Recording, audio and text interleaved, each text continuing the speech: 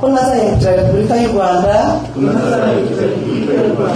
Izo mpanuro zahawe abanditsi b'inkiko 23 muri 25 bagombaga kurahira n'abacamanza 5 ku cyicaro gikuru cy'urukiko rw'ikirenga kuri uyu wa gatanu, zose zaganishaga ku munyangamugayo no kwita ku muturage, mu gihe hari bamwe mu baturage bakigaragaza ko hakiri icyuho muri urwego rw'ubucamanza. Ruswa yabura kuzamo byifuzo byacu nk'abaturage ko nimba bari kurahizwa ari bashya bazi ibibazo birimo mu nkiko ko basanzwe bakora, ko bagerageza bakavanamo icyuho kirimo.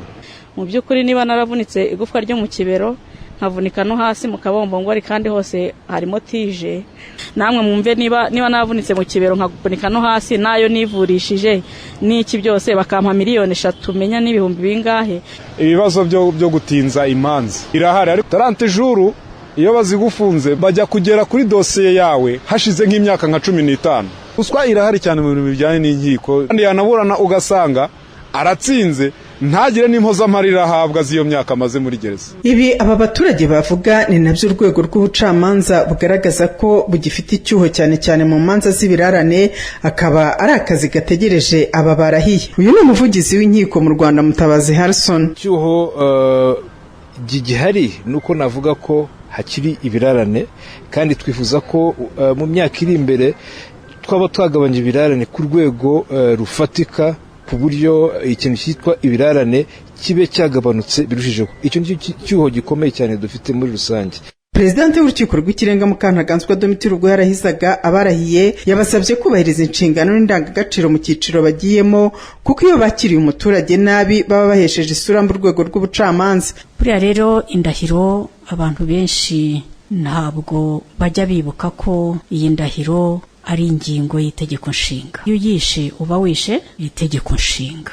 Ni mwebwe navuga rwinjiriro, ni mwebwe shusho y'ubucamanza bw'u Rwanda. Iyo mwakiriye umuturage nabi, burya umuturage aragenda akavuga ati ubu bucamanza bw'iki gihugu.